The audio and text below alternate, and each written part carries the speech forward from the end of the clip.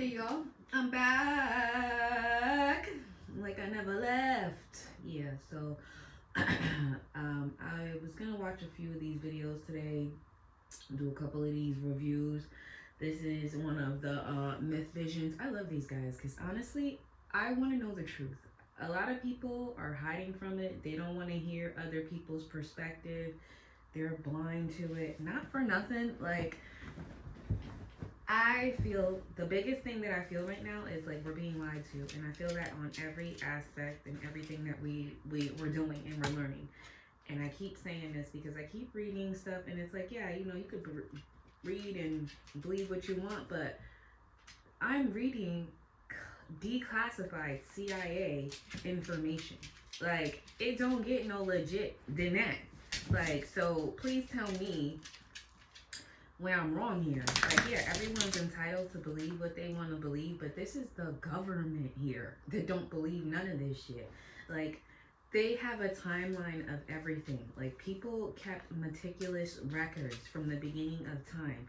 So, like, timelines are off, even with the Bible and stuff they're talking about. Like, I literally read the Adam and Eve files, and that thing dives deep. Like, these are researchers. These are people who have been studying the earth, the atmosphere, every kind of like science that you could think about, they have been studying it. Anthropology, archaeology. You just keep with theologies. Just know that that's a bunch of that, right?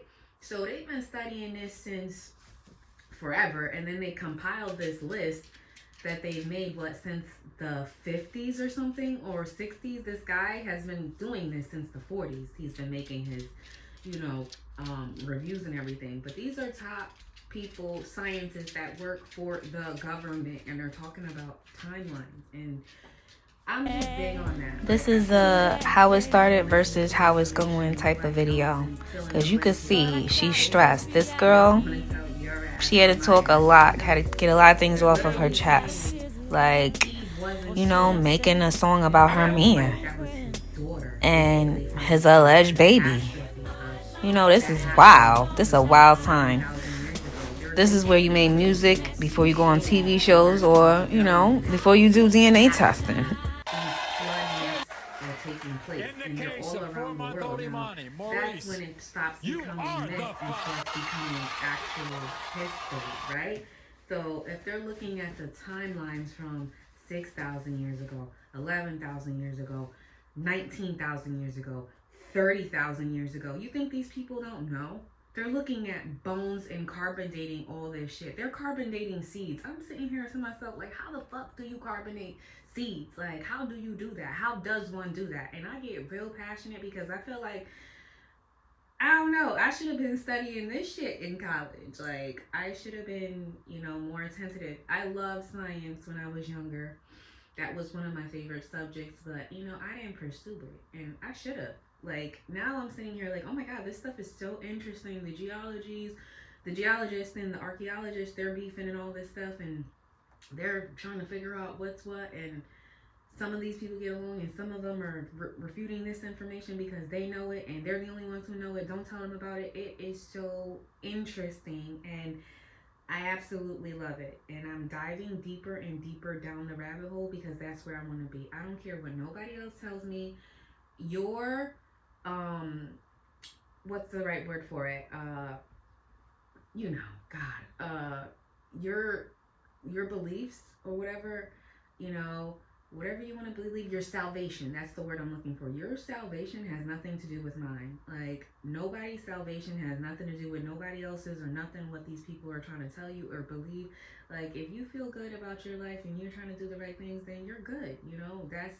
That's not a belief. That's the reality. Like, we're in this little world that keeps going in and out. We come back and, we're rejuvenated to new lives. And, I think we never die because just like a video game, where do you get that from? Those are real things that you have to look at and see it through that lens. And like, yeah, this stuff isn't just a one-off. This isn't just make-believe. This is real life. Like, and these people know it. The government knows it. So all these debates and everything like that is just very interesting, and it's funny as hell to see them going back and forth. You got people trying to rewrite history and say it was this way when, the Bible took stuff from other cultures all around. You know, the Epic of Gilgamesh. That's where Noah's Ark comes from. So it's just unbelievable that people would try to like dispute this when it's like known fact. Like, you know, even when about Jesus's birthday and the winter solstice, that stuff is like legit real. Like, how do you take over one's, you know, religion, or not even religion, one's happiness or whatever they were doing at that moment? How do we take over and make people follow us and not be pagans, right? Like, how do we make them feel good? Oh, we give them some Christmas gifts and they get to feel a little better about themselves and they enjoy this stuff just a little bit more, you know? And we'll call it this and we'll name it this now. You know, there is a lot of deep rooted facts, and if you're not willing to search and look for the information and just say, oh, I'm going to take this at face value, then that's on you. But I have literally learned in the last 3.5 years, going on 4 years, that if you want to change your life, you're going to have to change the way that you think and the way that you operate and the way that you do things. That is the real facts. You cannot sit here and think you're going to make a change if you're doing the same shit. That's literally the definition of insanity. And I have learned that. I am living proof. I have been through so much and gone through hell and back. And literally, I still struggle with things. And, you know, me and my friend talked about, you know, me kind of taking myself too seriously because I didn't when I was younger, and I played myself a lot.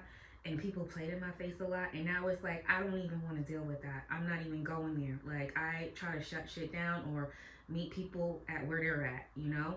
Like, I do try to take different levels to it when it comes to professionalism and who I'm talking to and how I'm addressing them, for sure. But sometimes I just want to spaz the fuck out. I do. I don't want to be this, you know, perfect person, because nobody's perfect. I want to like let you see that I'm here too. Like, I'm not just in the background. I'm literally here too. And I changed my life. Can't nobody tell me shit. Like, if you tell me something, I'm a go against it, just because I just want to find out what it is first. Like, I know that's so messed up, but everything that I've been taught like recently, and to almost 40 years on this earth, is like crazy to believe that everything you've been taught from younger years is fucking lie. And now you're sitting here wondering like, damn, these last 3.5 years have been mind-blowing, mind-changing. Like, this shit is unreal. Like, if y'all don't want to wake up, that's on you guys. But I am putting the message out here. I am saying look for a deeper truth.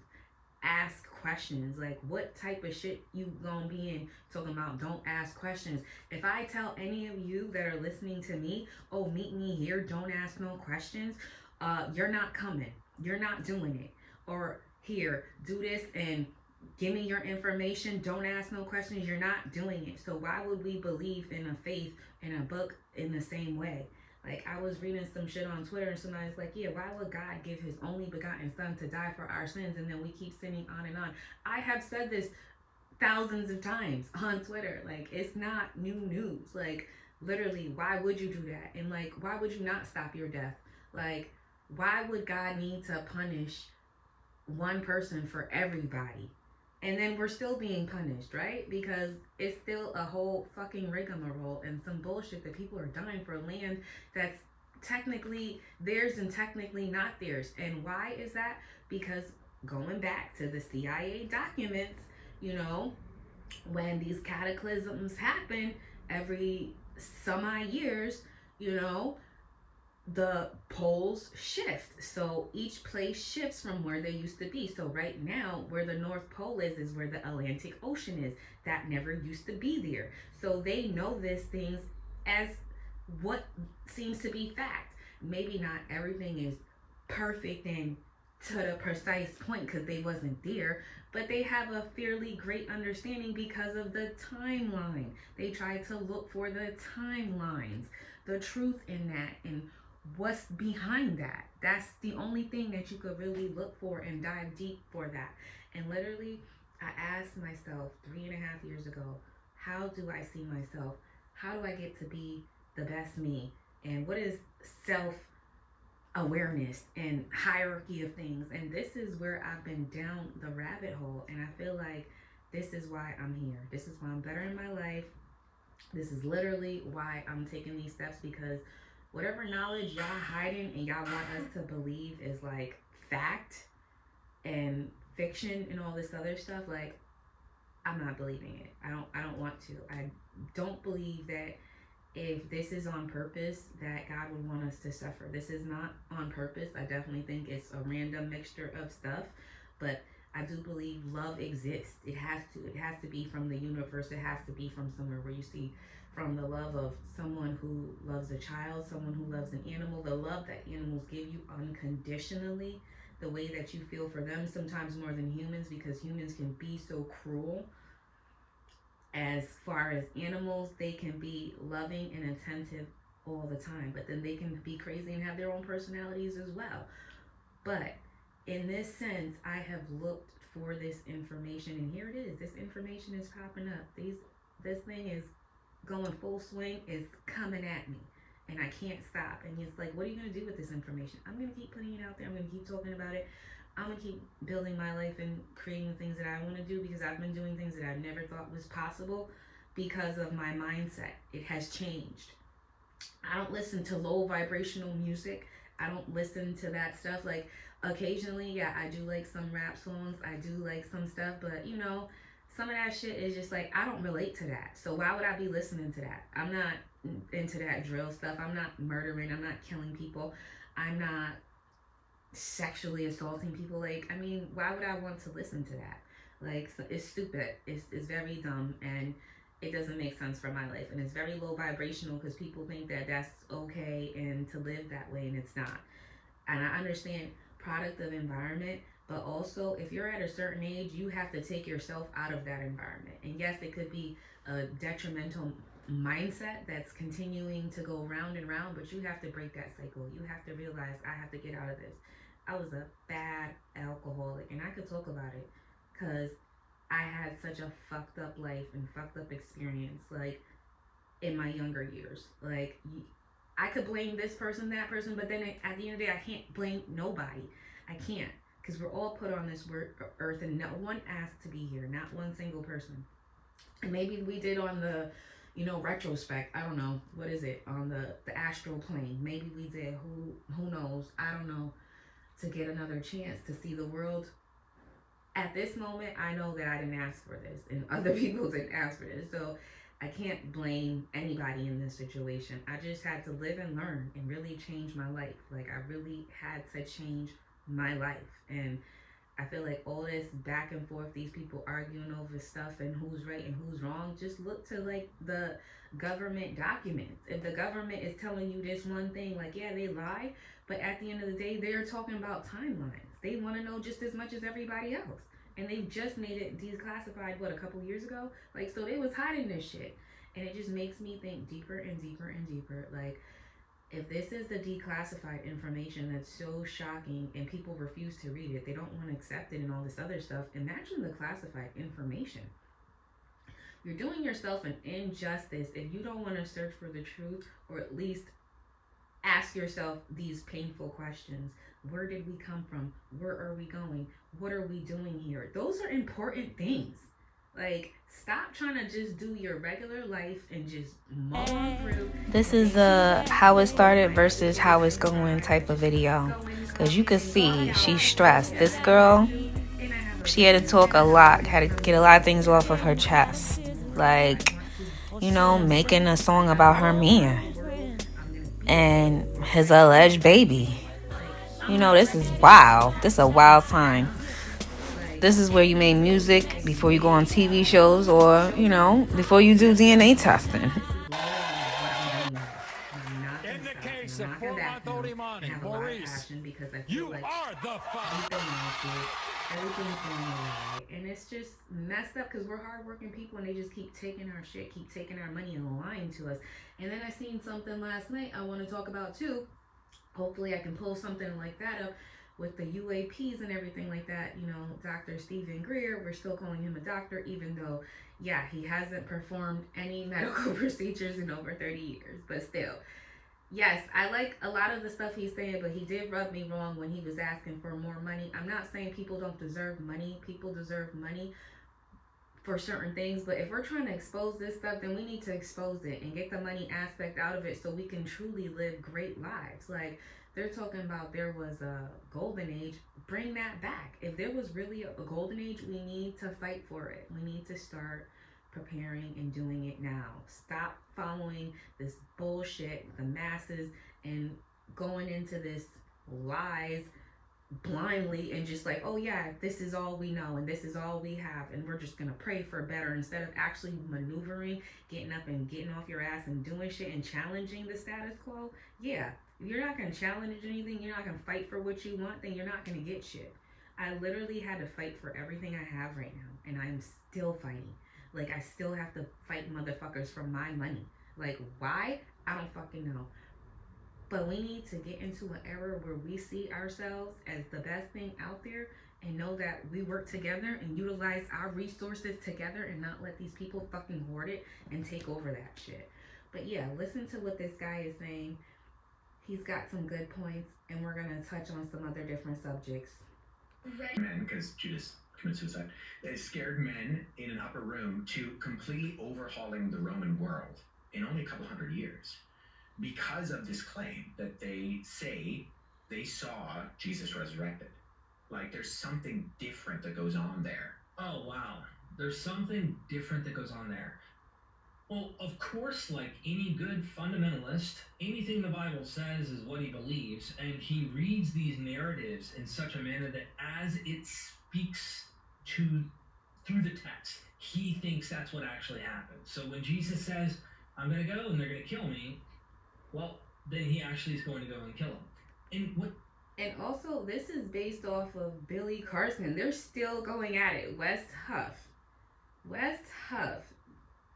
literally tried to say Billy was doing all this lying, all this shit, and he's still lying himself, trying to project some other shit and making people think that, oh, the Christians started this and that. No, they didn't. They actually didn't. So don't sit here and lie either. You're sitting here spreading lies about shit too, and that's not okay. Whether you want to believe that, that's fine. But don't lie and say that this happened first when it didn't. And you guys was crucifying Billy, calling him a liar, all this other stuff, knowing that, yeah, he may not be fully truthful, but he didn't come up with this shit himself. There's a lot of truth in what he says, and then there's some narratives that is false, because he's trying to piece together as well. Like, everyone's trying to piece together a puzzle. But that doesn't mean that he was completely wrong in what he was saying and taking on the takes that he was saying.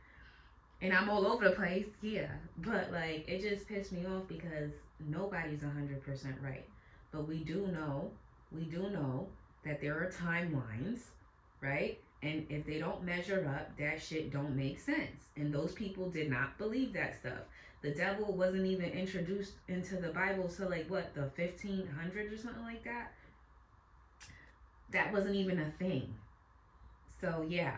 It's interesting where I'm at today, because I used to be like Wes and believe everything these texts said verbatim as they say them. Now I can actually be a lot more nuanced and hypothesize with various possibilities. I even have Dr. Jeffrey Tripp right now. He's writing an article on death by cop kind of persuasion. Is this a possibility that Jesus himself actually was going to get himself killed on purpose? If you read the letter to the Romans by Ignatius, in the chapter titles, he's like, please, I pray that you don't interrupt what I've got going on. I pray that I attain to God, to martyrdom.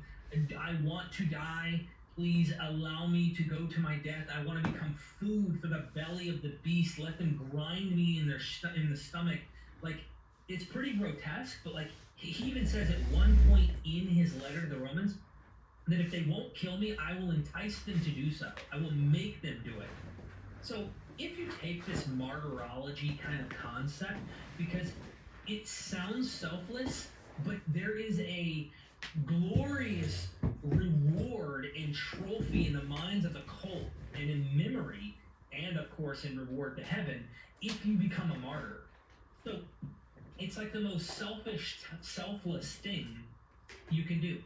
Is Jesus, like the Maccabees, purposefully laying down his life in a way and choosing to die with some idea that if he does so, he'll cause the apocalypse, the end to happen, and that God's angels will come in? Is he purposely death by copying himself? This is a hypothesis. Other scholars think, no, he didn't actually predict his own death and had no intention of dying. Maybe he thought God was going to come and save the day before he gets captured and killed by the Romans, which left the apostles dumbfounded and shocked and not realizing, how did this happen? We didn't think this was going to happen. But cognitive dissonance set in and allowed them to reconstruct in their mind, no, this was all part of the plan. And they searched the scriptures and they meditated and found passages that they midrashed Jesus into by saying, oh, he was supposed to be wounded for our transgressions and he was supposed to be killed. You know, he's supposed to suffer all of these interesting things. The fun part, also, I feel like West is taking a lot of heat, and rightfully so, because he came for Billy and he was lying as well. But where's that other guy, Anton? That guy, Anton, who used to work with Billy and said he was all friends and shit. That guy, where is he now, huh? Haven't seen nothing about him. What, he disappeared off the stratosphere? I mean, usually you would see that shit pop up, but like literally, he started that shit too, and they should be talking shit about him as well, because he literally was making up lies as well and tried to get this guy to son Billy. I'm at is I don't need to have some dogma and have to have one position to be true. He thinks that this is what made Christianity take over the whole Roman Empire. And yet, while it gradually grew, Alex O'Connor continues to point out, at the same pace that you see Mormonism grew. Now, I always think about this. People don't realize that Joseph Smith actually ran for United States president. Imagine if Joseph Smith would have actually won the presidency. Would America have become a Mormon country? Would that have made Mormonism more true? I'm asking you Christians who aren't Mormons. Would you have been, I must believe this now. Look at how many people believe what we believe. It's the same question you could spin off to Islam. Does it make Islam more true to you Christians that so many Muslims are Muslim in the world? There's so many people who believe in Islam? Not me, not in the slightest. Because humans believe. Humans are susceptible to believe in systems and religions and thoughts like this. It does nothing to move the needle in my mind. But all of this is like cumulatively building up for West to think, whoa. And the fact that he brings up Jesus dying and rising as if it's a shocker, this doesn't happen normally, right? I agree it's not a normal thing, but it isn't unique. It's not like he's the only guy who dies and is resurrected or deified or even made metamorphosized into a god. Now, did he run around and claim to be God? No, he did not run around and claim to be God. Was he divine, though? Yes, I don't think he was divine as early as Paul. He literally, by his death, was made name above every name, Philippians 2 him. He was made into a deity. This is something the Greco-Roman world had ubiquitous. It was the oxygen that they breathed. It would be the same way of saying, was Dionysus God? You could say, yeah, but he wasn't God. He was a god. He was a son of a god, a demigod, son of Zeus. Well, Jesus was a demigod. He was a son of a god. This is where the birth narratives come in Matthew and Luke. And those don't agree with each other. And we're not going to go into all those discrepancies today. I literally just did a video showing you reasons why that those accounts don't agree with each other. I remember. There's so many factors that Wes leaves out that could be shown and revealed to people on Joe Rogan's podcast. It would be an excellent educational point. I'd love to volunteer and join Joe to explain some of these things and to go into the primary sources with him to show him other miracle stories, other deified men that were born miraculously. Anyway, Wes also mentioned how it was amazing that the early church grew from 11 scared disciples to overhauling the Roman world. On this, the sociologist Rodney Stark estimates that in its first 300 years, Christianity grew at a rate of 40% per decade, from a small group in the 1st century to 3 million in the 4th century. That sounds pretty impressive. until you learn that this is the same growth rate experienced by Mormonism since its foundation in the 19th century. So if the rate of Christianity's growth is good evidence of its truth, Mormonism just became a whole lot more plausible. By the way, we actually have 11 eyewitnesses to the Mormon golden plates, whose names and written testimonies we still have today. 3 of those witnesses say that they saw the angel Moroni give Joseph Smith the plates with their own eyes. And even when they fell out with Joseph Smith and left the church, they still continued to assert that they had witnessed these events. We don't have anything like this kind of extant written testimony for the resurrection of Jesus, which we're about to get onto.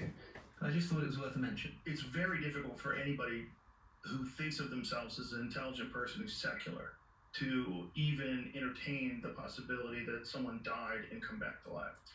And I get that, but we've already talked about the fact that we don't think that the only thing that exists is matter and motion. We as in you and I, right? Like, we believe that there's something else going on in this world that's a little bit crazy. There's something else. And that to, I think, exclude that, I think excludes something that you're kind of putting blinders on for. And you do have, I mean, you're right in terms of all of these ancient conventions and the ways that things were spread around, but the Gospels are written in the lifetime of the eyewitnesses. Okay, so there's a lot there. The fact is, Wes is not a dummy.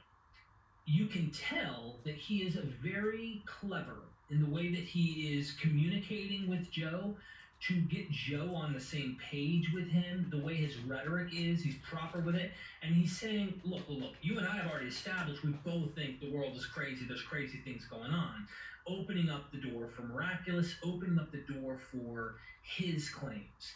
And then he now wants to shift into these Gospels were written in the lifetime of these eyewitnesses.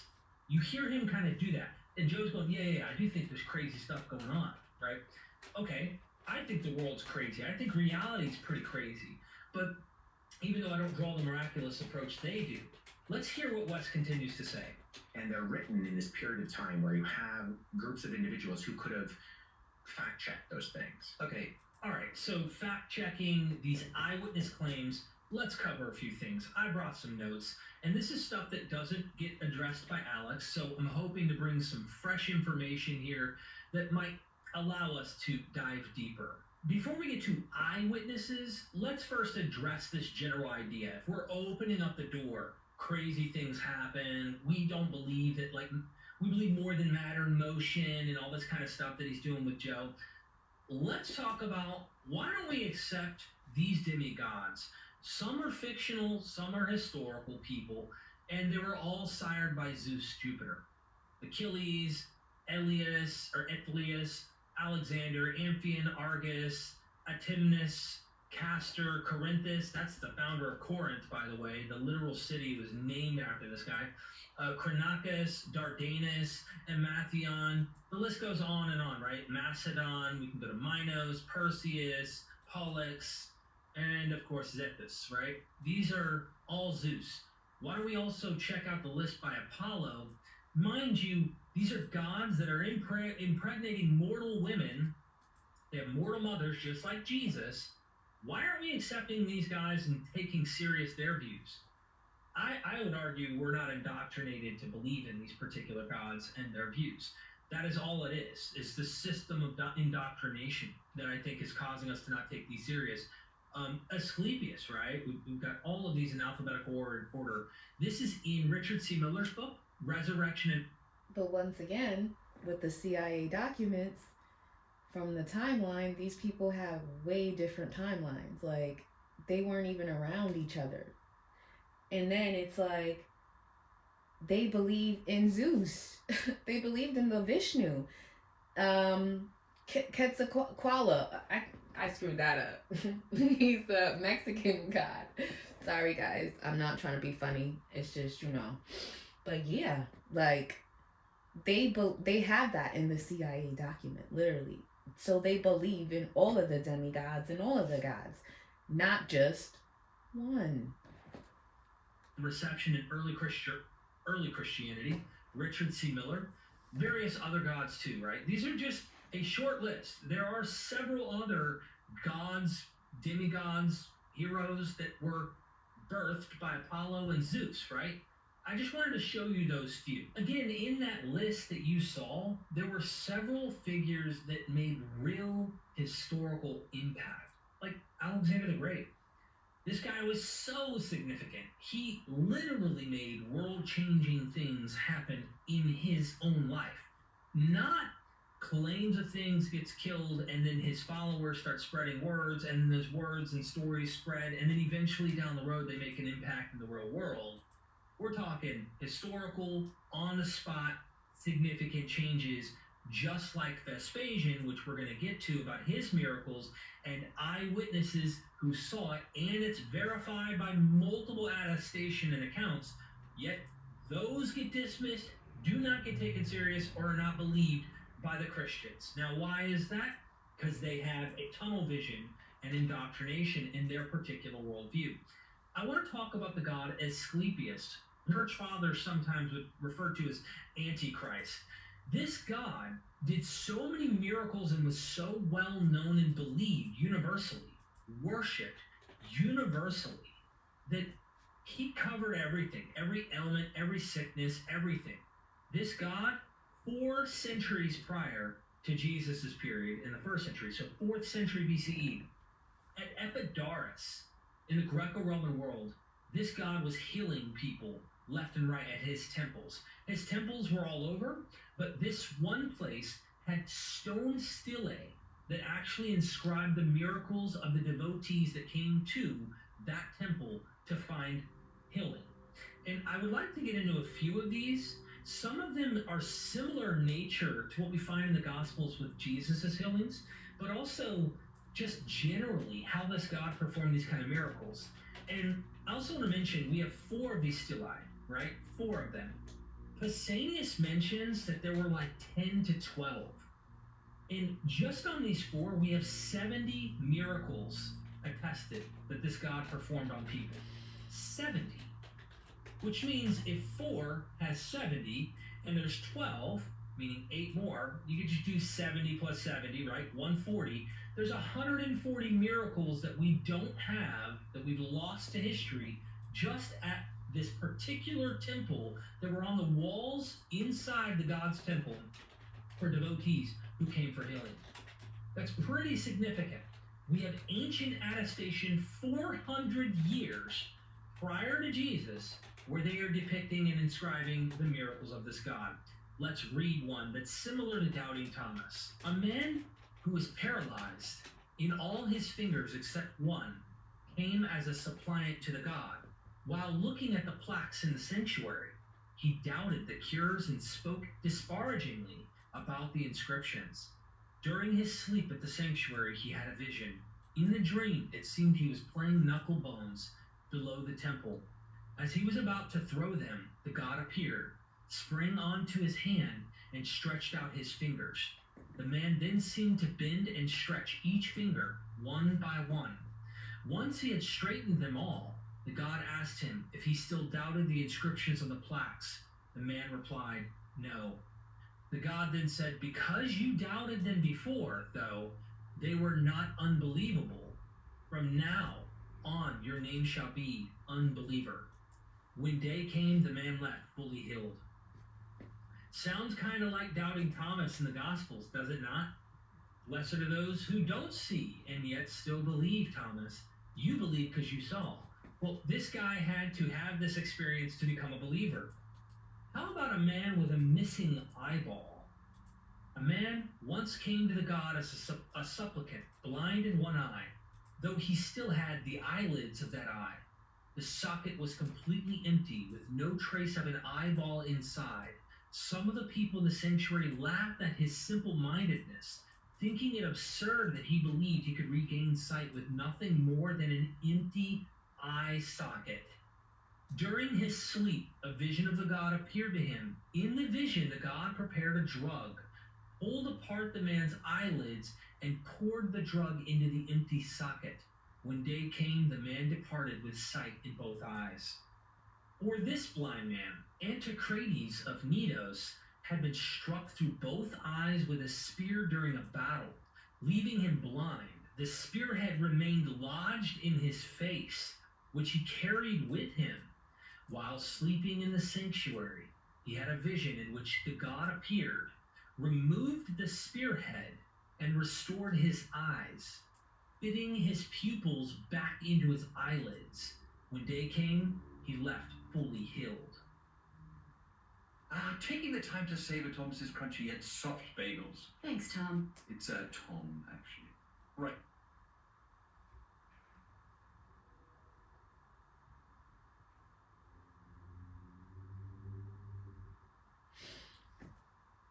Yeah, so that does get a little crazy. That does get a little deep. But I like this guy. I like what they're saying.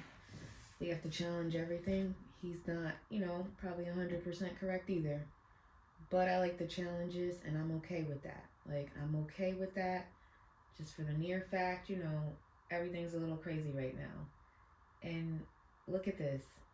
What did I say? Dr. Greer. So I want to touch a little base on this. This video is going to be super long, per usual.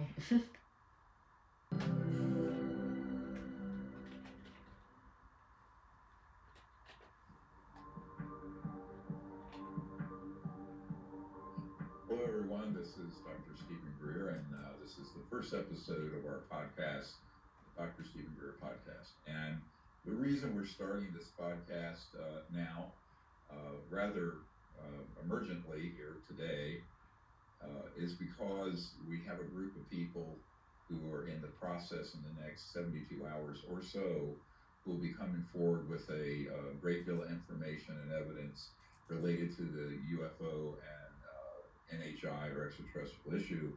And I think the public is going to need to have a source of perspective and context and analysis to go to. And so I feel that this is the time for me to start a podcast like this. We're going to be eager to let everyone, put the word out that we're doing this, because I think without the context and interpretation, understanding, there'll be too many opportunities for the disclosure of this information to be manipulated, go sideways, and create all kinds of confusion. So I think when we do these, we're going to try to do them every week if possible. I'll be traveling a great deal with what's happening, but we have a portable setup here, and we'll just kind of do it on the road when I'm traveling. So we're going to keep all of you up. And this is very relevant to what's going on right now in my life, because this is also a part of where I feel like it's fucked up, right? So he's been trying to expose this shit, has whistleblowers on his show and talking to people for the last 30-something years, right? And he's like, we have all this energy, we have zero gravity energy, we have all this stuff out there, and they're just not giving it to us. Our taxpayer dollars are paying for this stuff. What makes it so upsetting is literally last night I got an email from UI telling me that they're going to raise the rates, and if we want to make complaints or we want to show up to the hearing, this is what we have to do. I definitely got on Twitter. I added them and said, yes, I will be there and I will send several complaints. So this is how relative this shit is to our lives. He streamed this yesterday. I got this shit last night. Like, we have every right to be upset. We have every right to ask every questions. And with this shit out, we need to know what's going on. All right? Point, period, blank. Like, it's stupid. It's fucking dumb. We have to spend all this money on all these resources to keep up, to keep our houses and our lights on and all this other stuff. Taxes keep going up, but we're not getting anything out of it. We're not getting any benefits. We aren't getting higher pay raises. The moment we get a 3% raise, we have to put that back into taxes, into insurance, into some bullshit. Like, we literally are not seeing the money that we're supposed to be seeing.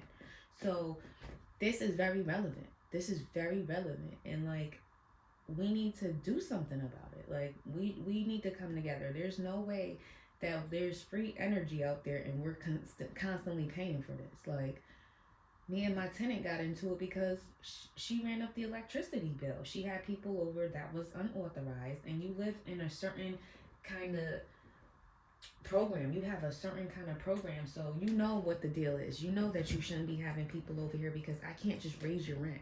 I can't just charge you more money, and you know that. Like, You sitting here talking about, oh, take it out the security. No, it doesn't work like that, because the apartment right now, to fix it, if you leave, could be over over $2,000. Your rent is $1,925. So I could be missing out right then and there. Like, I literally have to make up my mortgage every month because interest rates are so fucking high. Like, this is the world that we live in. Yes, I am able to pay it because I have people helping me pay the rent, but we can't live for free, right? Like, if my interest rate was to drop right now, I would drop the prices. I would not have no issues. Like, I'm not going to take extra money from you if I don't need it. But literally, I have to put everything into everything in this home, and it's frustrating. Like, I have had to pay over $1,100 for pest control.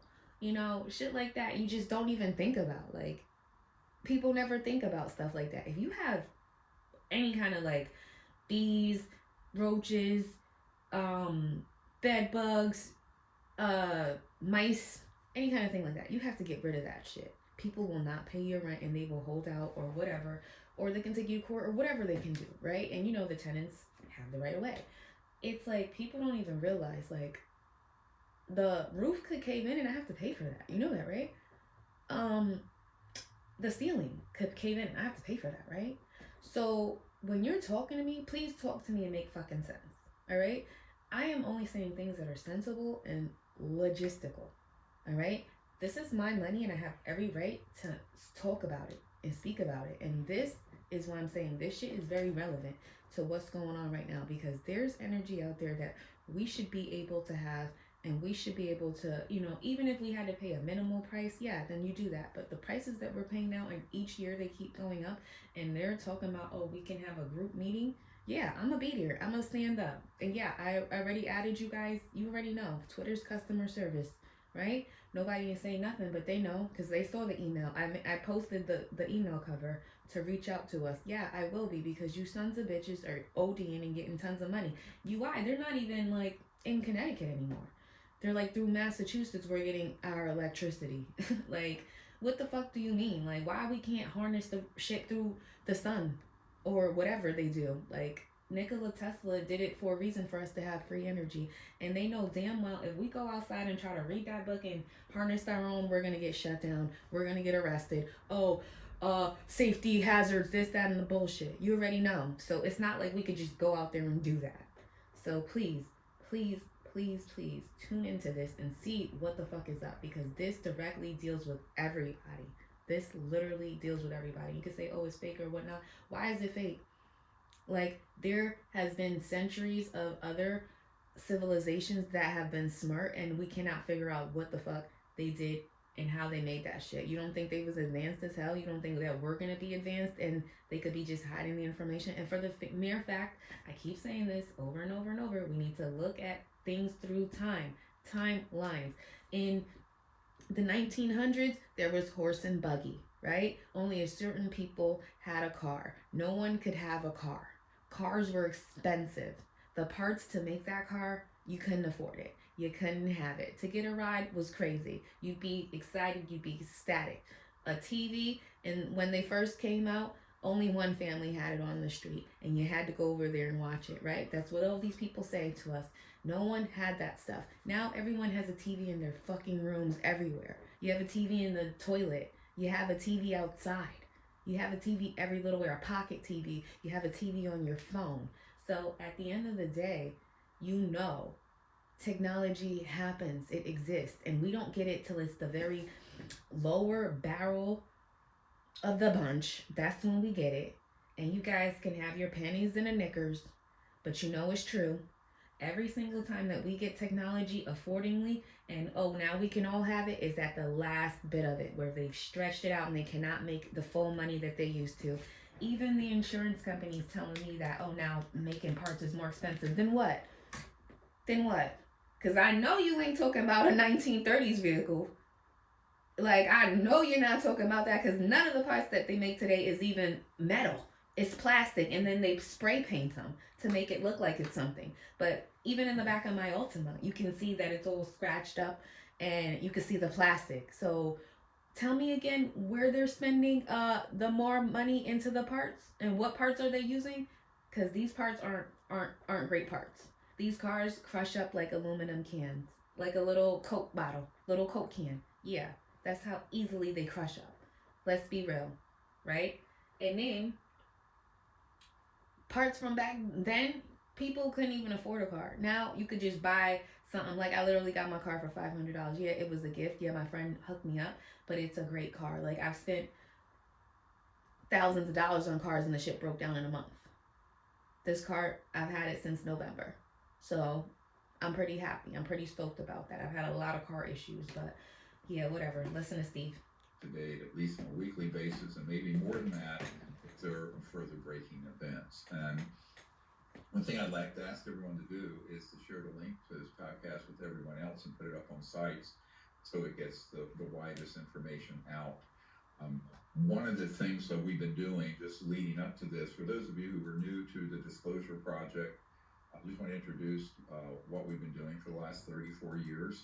I was a young medical emergency and trauma doctor when I started this project, and it's evolved. And a little bit of background might be helpful for you guys. When I first started it, the intent was to initiate a program where humans would make contact with these civilizations that are non-human who are visiting here in a context of peace and to advance relationships between humans and these other life forms of what's now called NHI, or non-human intelligence.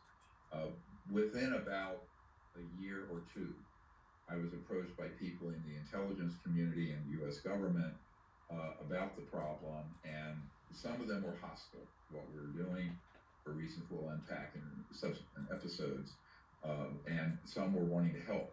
And so in the early years of the Clinton administration, I was asked to brief the incoming director of the CIA for President Bill Clinton, and that subsequently led to a number of things you're going to hear about with initiatives that began then and are now, ironically, going full circle and culminating now this week and in the months to follow. So that is how I got involved with this. Eventually, it overtook my medical career. And those of you who've seen the documentaries Unacknowledged, Close Encounters of the Fifth Kind, the Lost Century, and others, and those are all available for free on various streaming sites for you to look at to get context. You'll know there's been a long trajectory of working on this.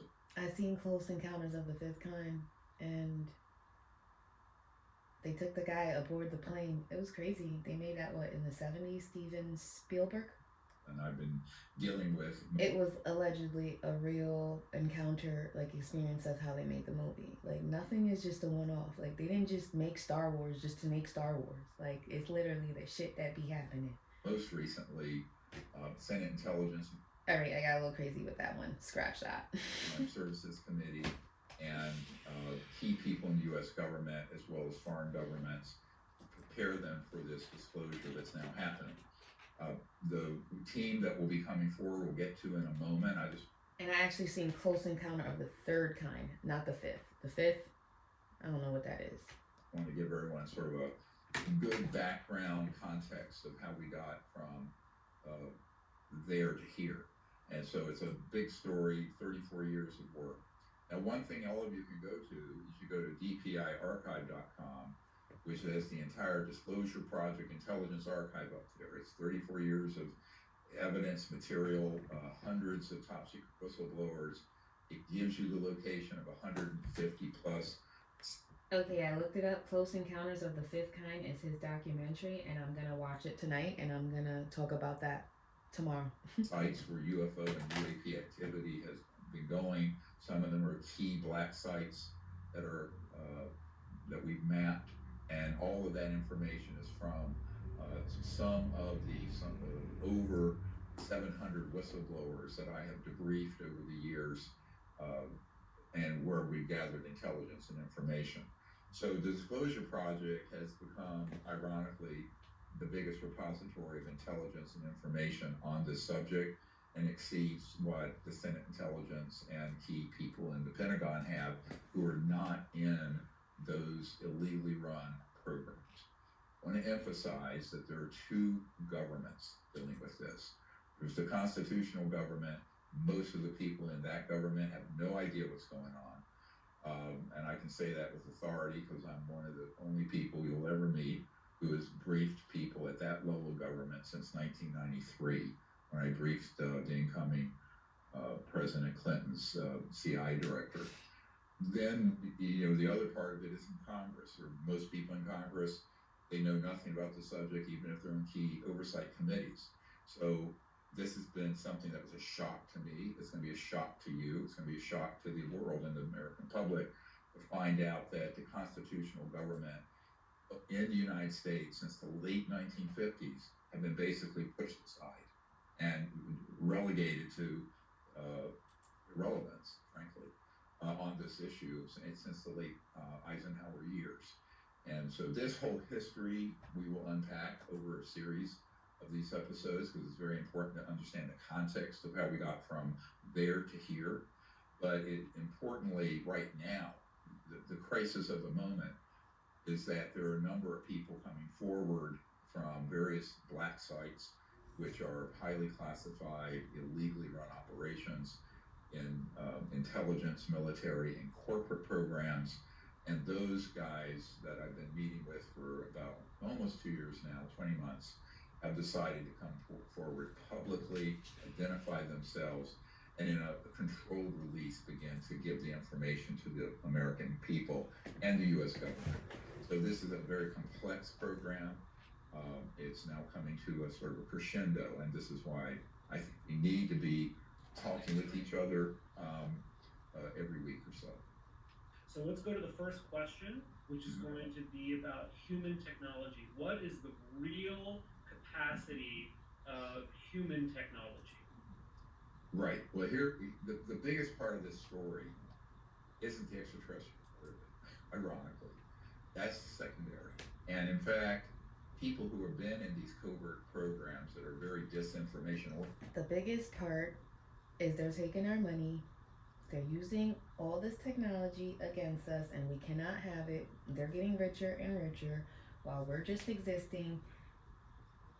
And there's nothing else more to it. We're just existing. We're fighting each other because they basically, MK Ultra'd some people, and they keep things in control. They keep things in order. And if you think you're not in order, then, that's on you.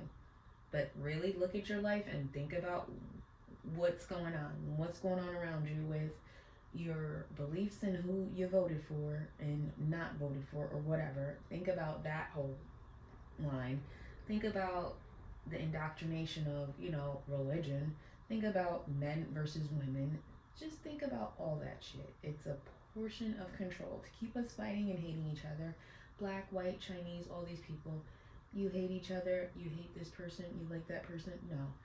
You need to realize our lives would be more happier and more consistent if we had shit available to us. You think people would be killing if they had food and shelter? I'm not saying there might not be a few one-offs, but people would be chilling.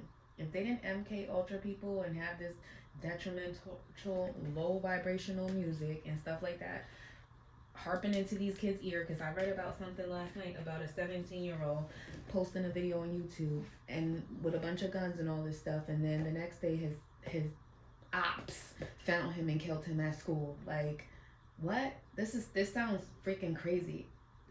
I'm sad and condolences to that child, but there has to be a point where are the families? Where are the parents? Why is all of these people doing this certain stuff in a certain area? Why? Because they're mind controlled. Hello? They do it in certain ways, whether it's through the TVs and video games and stuff like that. Yeah, it is. And it's not, that's controlling them. It's literally putting that stuff in there, mind controlling these people. We know this shit to happen. It's literally out there. What do you think MK Ultra is? It's literally that shit. And you can say I'm spreading a whole bunch of conspiracies to just silence someone, but that's not okay. That's not okay at all. Have wanted the public to believe we're not alone, but that there's a threat from outer space.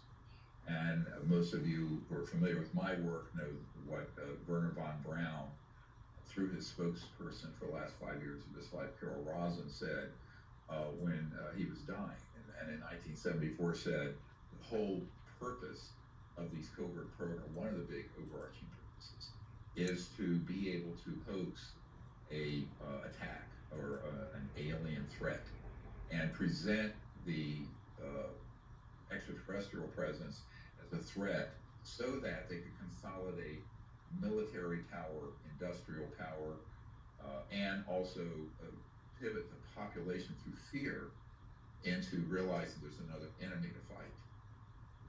Now, when you're doing that, it's a long-term psychological warfare operation, a psyop. And the best way to do that is once they figured out and reverse engineered the extraterrestrial vehicles, the NHI craft, as we're calling them now, non-human intelligence craft, those then began to be deployed in the late 1950s into operational craft that looked like a UFO. For most people in the lay public, they are indistinguishable from a vehicle.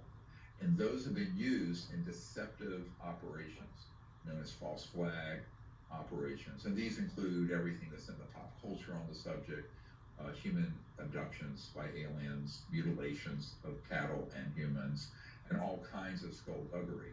Now, we can prove, if you go to our archive, that this has been a CIA psyop for many, many decades. If you look at The Lost Century and some of the other documentaries we've done, we put that evidence in there. I'm not going to unpack all that right now. But the big story has always been the technology. Because without the technology, they couldn't host the threat, which is completely false. Anybody with any understanding of this, and even members of Congress are saying this now, like Congressman Burchett and others, that if they were hostile, we would have been totally obliterated by now of what we've been doing as soon as we detonated the first atomic weapons. So the real issue becomes, if they were hostile, what are we still doing? You know, and why are we still here targeting them and knocking them out of the sky? And we'll get into this in a moment. It's because they're not hostile. They're here to help us and understand us, but they're waiting for us, humans, to grow up to a level of evolution where we can live peacefully on the planet, become a planet using advanced technology, i.e. not fossil fuels or solar or what have you, but very advanced technologies in physics, and then join them out in space eventually. But my whole thing is, right, if they're here to help us, then why won't they say that?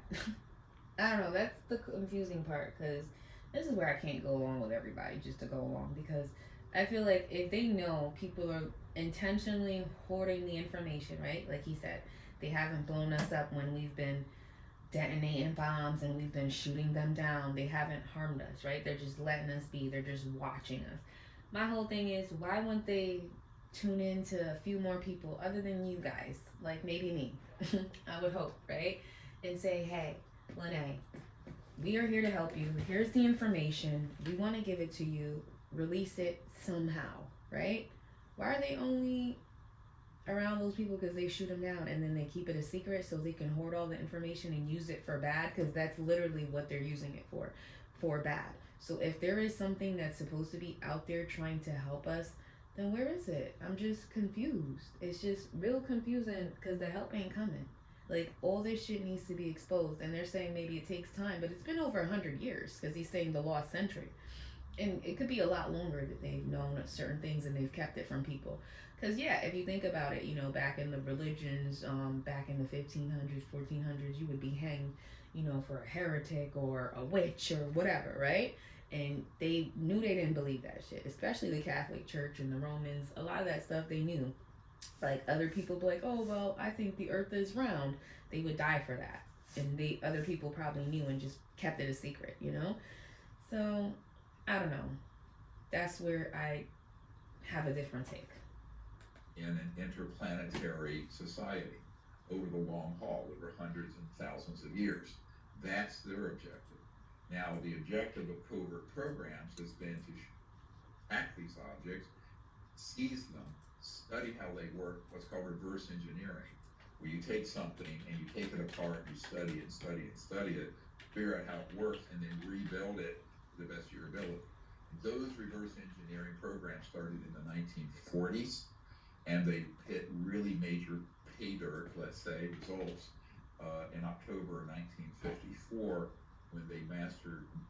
And what I want to say is they was real busy in the 1940s because they was at war, mind you, and they were trying to find up all the UFO stuff because Hitler, all these people knew about it. Von Braun, who designed the rocket ship, he was a scientist for the Nazis. So they was doing a lot in the 40s. And not only that, this is when this guy was doing the study of the Adam and Eve story, and by the people writing it about, you know, the cataclysms that happened for between 30 years, you know, that it's happened every couple thousand years because somehow the core gets disturbed and it turns from, you know, that plastic liquid and it starts bubbling up, and then it moves a quarter of an inch into a half of an inch or something like that, and then it tilts off of its axis, and then the poles start to separate and they start to go all over the place. So it's basically like a earth pole shift. I haven't been able to finish the whole thing and read it because I've been so distracted, but I'm gonna finish it. It is a quick read. I just literally try to get time and then I'm just boom boom boom something else. But at the end of the day, they know these things, right? They knew all of these things, and this is what's going on. They're taking this information down. So it seems like somewhere along the lines, like when they started coming up with the nuclear stuff, a lot of information was passed on and given that we're just not privy to. And that's how I feel 100%. You know, they were downing the planes, they were doing all this stuff, they're starting wars. It was just a lot of stuff that was going down. We need to really, really see that and figure out what's our next move as a society. Gravity control. We have that information from the top scientists at the Naval Research Labs, the biggest Department of Defense labs in the world, who saw that document in, quote, the vault some years ago in the 1990s and informed us about that.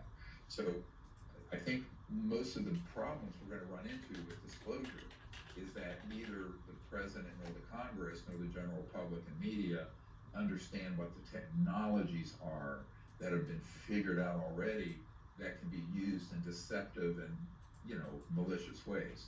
So I think this is why we have to have this conversation now, because those systems, not only have they already been used to create the specter of a danger from outer space, and never mind Hollywood and the media, everything ufological being very terrifying to the general public. But I think that with this coming out, there's a big risk that they will be starting hitting buttons to make more and more false flag operations happen. And the only way they can get away with that are populace and our leaders being tricked. And the only way you can prevent people from being tricked is having the knowledge, the facts of what we actually have. So that's what I want to talk about for just a moment. Now imagine this, put this in your paradigm. The week that the head of the Lockheed Skunk Works, fabled director of that, Ben Rich, was passing away. He told a member of our team and a friend of mine, James Goodall, a very well-known aerospace historian, that we had figured all this out. This is now 1995, so this is 30 years ago. And he says, anything you can imagine, anything you've seen on Star Trek, we already have, and it's not at Area 51, it's out there in the desert with the Lockheed Skunk Works. Now, I've been at that facility, and I've been there in the last 15 months. So what he was saying was that we have figured this out, but folks who have, let's say, an overarching desire to control the population. Also, like, he just gets to walk in there? They just let him in there, and then what?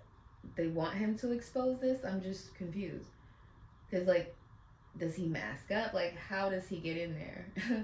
Because if we're not supposed to know this information, and he's only privy to this information, and he might get killed and all this other stuff, because he says he's been threatened millions of times, but he has something in place that will trigger if he does end up dying, and it will release a lot of information. I'm just like, yeah, I get that, but more information needs to be released instead of this drip, drip, drip.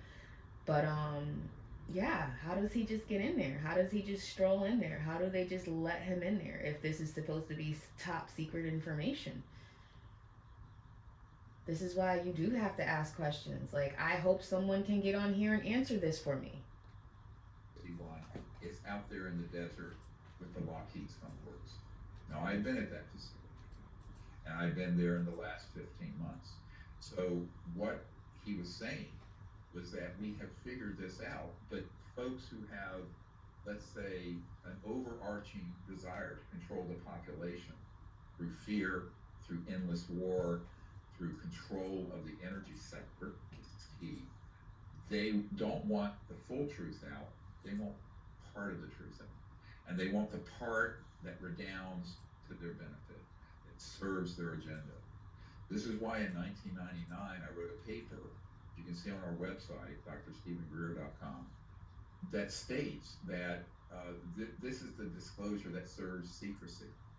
And the disclosure of this subject that serves the secret agenda, which is what that means, is a disclosure that would present a threat and where they could hoax a threat, and then that causes the world to unite sort of around a dystopic totalitarian military response, like the movie Independence Day. Go look at that. That's right out of CIA scripting, against the ETs.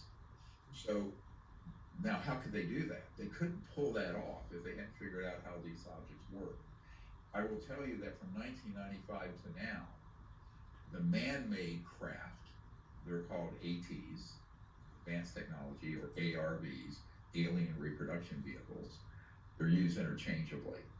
The euphemism used actually in the aerospace industry is just AT, an advanced technology, which of course is vague deliberately. And those craft at this point are, to even very trained eyes, virtually indistinguishable from an extraterrestrial vehicle craft. So that creates a big problem, because if we do not get those powerful interests under some kind of safe and peaceful control of those technologies, then those can be unleashed to stage, hoax, all kinds of problems on a number of fronts. So whatever you think, remember this, in context of the recent drone events, all kinds of events that have been happening, whatever you think humans have in these deep black programs, these illegal black programs, it's more, and it's worse. Now, the good news, now let's talk about the other side of that coin. The good news is that a controlled and safe release of that information and technology, which is the objective of this group of defectors and whistleblowers coming out in the next couple of days, is that we can transform the world economy and civilization to where we reach what's called a level 1 civilization that Michikaku talks about, where we're no longer damaging the environment. Within 20 years, there's no poverty on the planet. There's this big leap. Yeah, I've heard him talk about this before, and I would love to get there. I would love to get to this place where there's no poverty. At least we deserve that. That is the least we deserve. Especially going back to, none of us asked to be here. Where is that golden age? Where is that collective change? Where is that fight for your right? Where's that stand up, don't back down, you know? Where is that fight? Where's the dog in that fight? What's up? What's up? When are we going to the streets? What are we doing? When are we all just saying we're not going to pay that bill? How about stuff like that? Maybe we don't have to go to the streets. What if we all said we're not going to pay that bill? We're going to shut down that bank. Like something. Like if we don't do something, we'll never fucking know. Like this is just crazy. Word for all of humanity, not just the United States, but the United States would obviously lead that because we're the largest military and economic power on the planet. And it would also clean the environment. Visualize, if you will, like during COVID, when no one was going anywhere, and there were mountains in urban areas in the distance that you couldn't see for decades, and they were crystal because nobody was driving and there was no industrial output. But imagine full advanced technological civilization, but you have this wonderful technology that's pulling energy out of the fabric of the space around an object, what's called the quantum vacuum, the 0-point energy field. And that technology is safely deployed to run the planet, to run your house, to run your car, to run African villages, to run villages in the rainforest in the Amazon so they don't have to cut down the forest to make charcoal to cook their food. This would be, within 20 years, the biggest advancement in human history, in known recorded human history. Way more. There's nothing that comes close. But that's why it's also secret. In other words, what I've been told by people in the national security apparatus who've been on the side of keeping this secret, and I've had many meetings like that, is that it's too good. And what that means is it's disruptive. You know, the internet was disruptive, horse and buggies, were eliminated by cars and engines. Typewriters were replaced by keyboards and computer systems. There will be winners and there will be losers. But the real winner is all of humanity and the earth herself, because we'll have a sustainable civilization within our, well, I'm no spring chicken, but perhaps even within my lifetime, where it won't even resemble the way the world is today. So it's a very forward-looking, positive event happening. But there are also these landmines out there. In other words, very powerful interests who don't want to have us go into that future could start disrupting that future. And I'm going to end this in a happy note because this video is going way too long and I have to talk about, some positive things before I end this, because, that's what I like to do. This is a little bit about everything, This is life, sneakers, my channel, making stuff. I just want to be great. I want people to know who I am, put myself out there and what I believe and what I stand for, This is what I'm here for. And Dr. Greer has touched on some great points. I hope some people can listen to this and just find some of this and answer some of the questions that I have, because I am going to go on Twitter and see if he'll answer me, because I have gone on Twitter before and asked questions and no one has replied, but maybe someone will have an answer for me with that one. But yeah, I definitely want to talk about my new pickup. I got some of the Kobe eggplants. They're coming in today, actually. I haven't even gotten a notification, but I'm gonna show that and do a little video on that, and a little sneaker, always some bullshit, always some people talking. I do think people have some issues, jumping into people's DMs and begging and for free shit. I just can't get behind. Like, I don't know.